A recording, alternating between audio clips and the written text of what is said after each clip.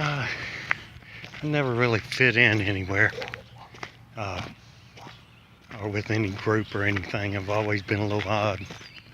And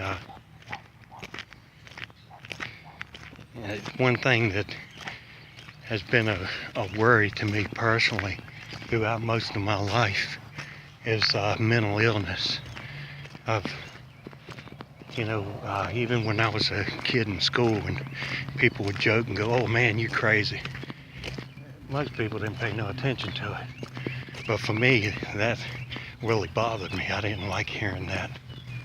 And I was always worried that maybe there was something wrong with me.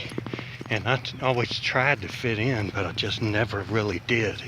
No matter what I did, no matter how I dressed, no matter where I worked, who I hung out with. Come on, girl.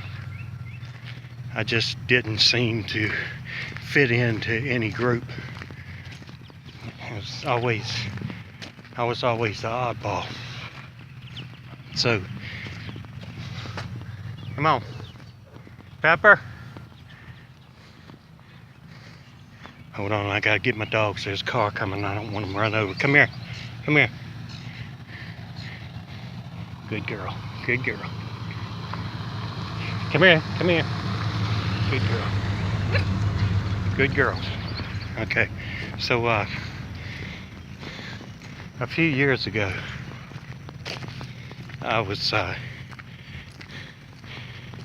well, I'm not going to go into all the long details of why I applied, but the government agreed with me that I was incapable of. The government agreed I was insane. That's the way I looked at it, and they declared me disabled. Well, that was a big hit to me. I don't know if it was to my sensibilities or my intelligence. Come on, girls, come on, come here. Come here, Ray Ray. Or to my ego. Come here. Come here, girls. Good girls. I don't know what you would say. But it was a big blow to me, because it's quite a big difference between thinking that there might be something wrong and finding out that the government agrees that there's something wrong with you.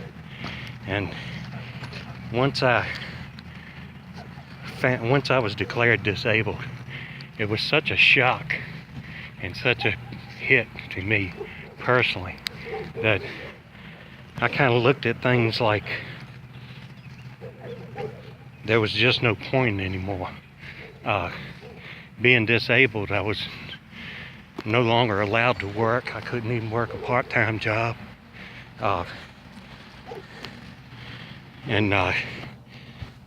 Just,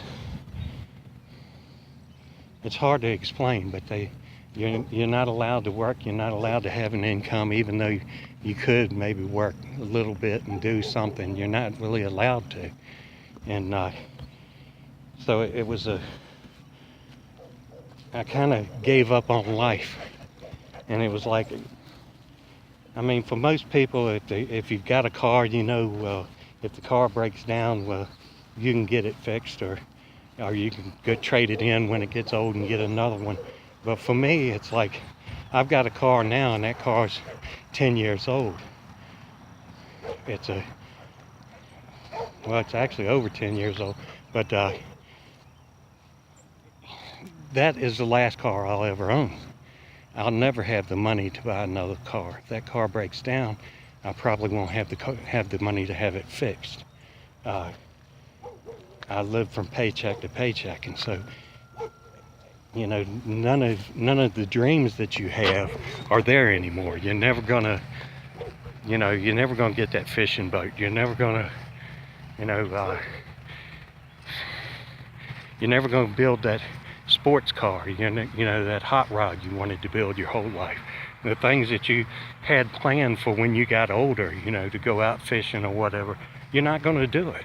I mean, plain and simple, you're just not going to do those things because you don't have the money to do them.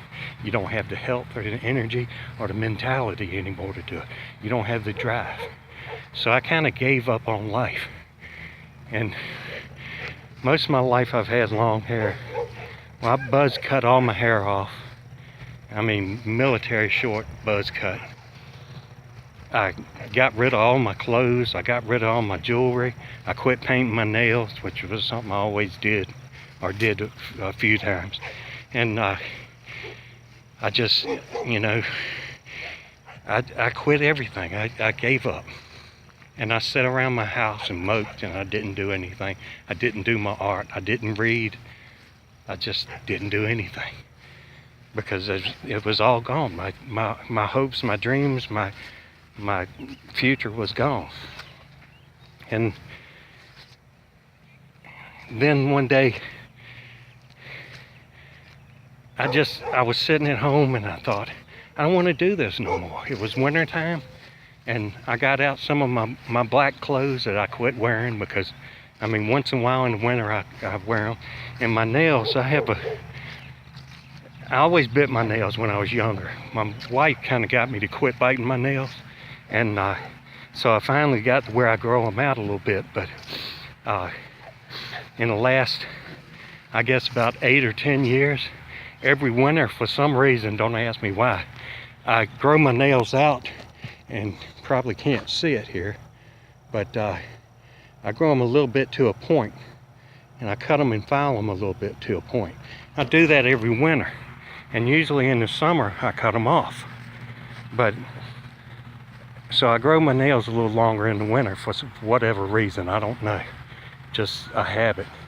And this past winter,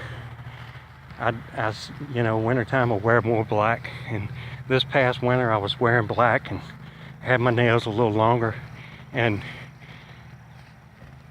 I thought, you know, I'm just not happy. I'm miserable. I'm not doing anything. I'm sitting around waiting to die, basically. I'm just, my life was over. I'm sitting around waiting until I die. And I said, I'm tired of it. So I went out, I bought some nail polish, started polishing my nails again. I ordered me some contacts. You probably can't see them, but I got some contacts in now. Probably, I doubt you can even see it, but a lot of times I wear white contacts, and it's surprising that the amount of people that actually compliment me on it instead of, you know, I thought people would really, you know, have something smart to say about it, but I actually get a lot of compliments about my contacts when I wear the white ones. But anyway, these are called werewolves. Now you can't see them in here, but these are the werewolf contacts. They're kind of an orange color. But anyway, I'm wearing the colors I like to wear, which is black with skulls and things like that. This is a sugar skull. You know, I got my necklaces out. Got my necklaces on that I'm wearing. I'm making some bracelets. I made actually the one that says Believe. I bought that one. I bought this one with the cross and the beads, but it wouldn't fit around my wrist, so I cut it at the ends and remade it with paracord. So the centerpiece with the beads is the original bracelet, and the rest of it is paracord that I put together with some extra beads. And then the paracord that I made there, this one with the gunmetal blue beads, I made that from an old necklace my wife had. I bought this band and I made this beaded necklace that, let's see if I can, it's got skulls and a chain. I made that with paracord. So I'm making some different things. I made this necklace with a bicentennial dollar, which, you know, anybody that knows me knows I'm fascinated with werewolves. So naturally, if there's a coin with a moon on it, then you know I'm going to make a necklace out of it. So this was a 1976 bicentennial Eisenhower dollar. and I put a hole in it and made this necklace, and I made this chain here. I like this little knot I saw, and I wanted to try making that little knot. And this is actually made out of a piece of speaker cord. So, you know, and then my cross I bought, and my wolf tooth necklace from Tibet that I bought. But I'm just tired of waiting around to die, and I've decided I'm not going to. I may be old. I may be a 58-year-old man. I may be useless with no life, but why not live what life I have left? Why not enjoy the life I have left? You know, so if I look odd or if I look different, you know, if people don't like it, that's their problem. So I go in places and I talk to people, and I found out that it's like these contacts, I get more compliments.